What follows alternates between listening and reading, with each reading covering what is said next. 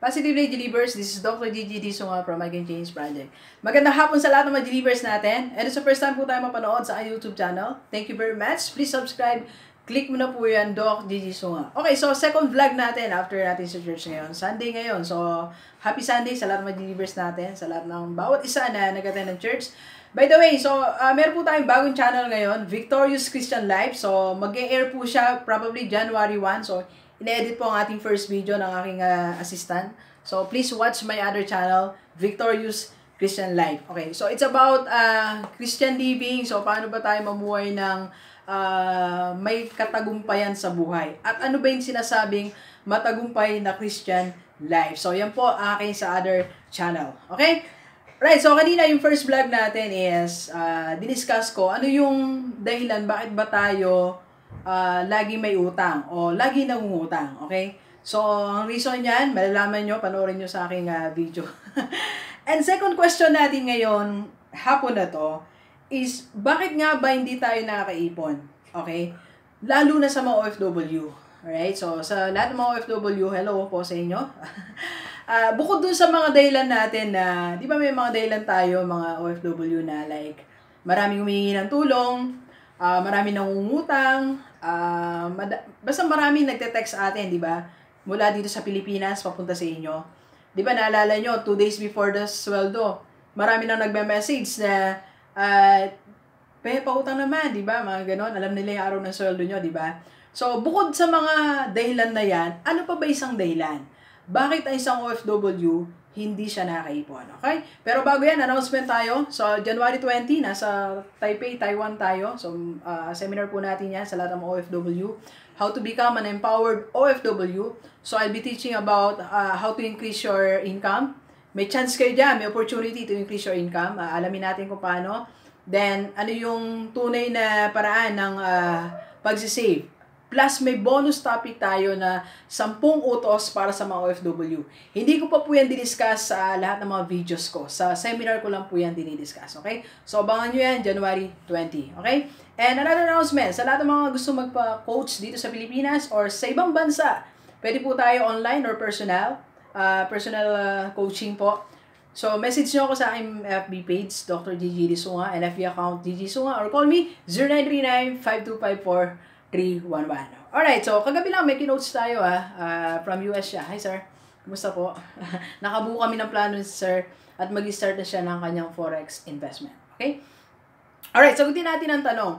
Ano ba talaga ang dahilan bakit ang mga OFW hindi nakakaipon? Bukod sa maraming nanghihingi ng tulong, nagte-text, tumatawag, nagme-message, and everything. Okay?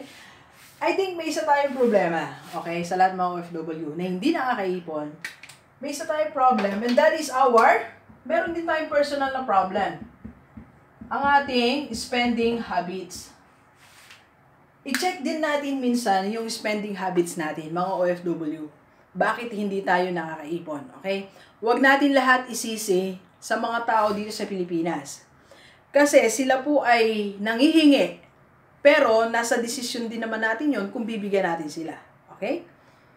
And bukod po doon, meron din tayong personal contribution bakit hindi tayo nakakaipon bilang OFW dyan sa ibang bansa.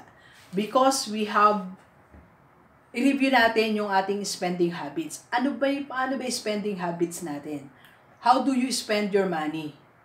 Ano ba yung iba nating ginagawa? I remember kasi, ba't ko ito naging topic? Na-discuss ko na to, it's similar topic before. Kaya lang, this 2019 kasi, I was reminded, isa sa mga comments ng isa nating OFW. Ang sabi niya, Doc G, may mga kasalanan din kami dito. Like, minsan, nauhook din kami sa mga computer games. Di ba? Yung isa naman, na-interview ko, kailan lang 2 months ago. Meron din daw bad spending habits sa mga OFW. Ano-ano ba yung mga bad spending habits? Number 1, nadadala din tayo sa mga sales. Kasi nanghihinayan din daw sila. Pili, wag ka mo naman nanghihinayan din sila na hindi mabili mga sales kasi sayang daw di ba? Pangalawa, yung mga paglabas-labas, di ba? Pasyal dito, pasyal doon, at pag namasyal ka, dapat may budget ka, di ba? And third, we are also spending money para sa mga mahal natin sa buhay dito sa Pilipinas na sumosobra din tayo minsan. Dahil sa desire na rin natin na mapasaya sila dahil malayo tayo, so ang tendency, we are buying things there kapalit ng loneliness nila. Na gusto natin maging masaya sila. So we are buying iPad, cellphone, at iba pang mga bagay. So in other words, pag in-analyze mo yung situation mo, in-evaluate, sabi nga ni Pastor kanina, message namin, evaluate yourself.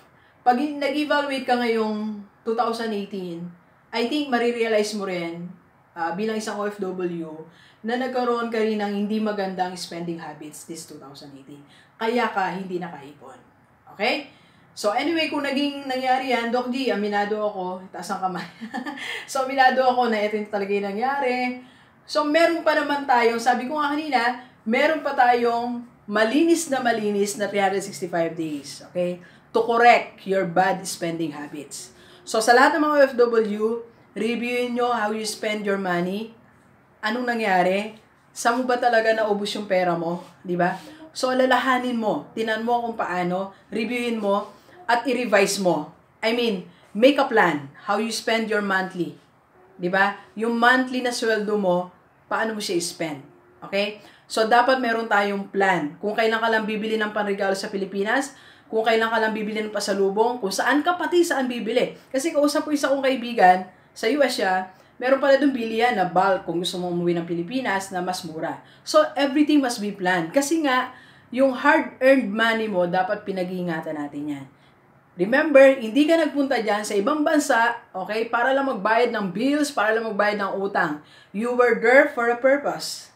Ang purpose mo, magkaroon ng magandang buhay dito sa Pilipinas, by having your own business here or your investment. Paano mangyayari yon? Lahat ng yan magsisimula when you start saving money.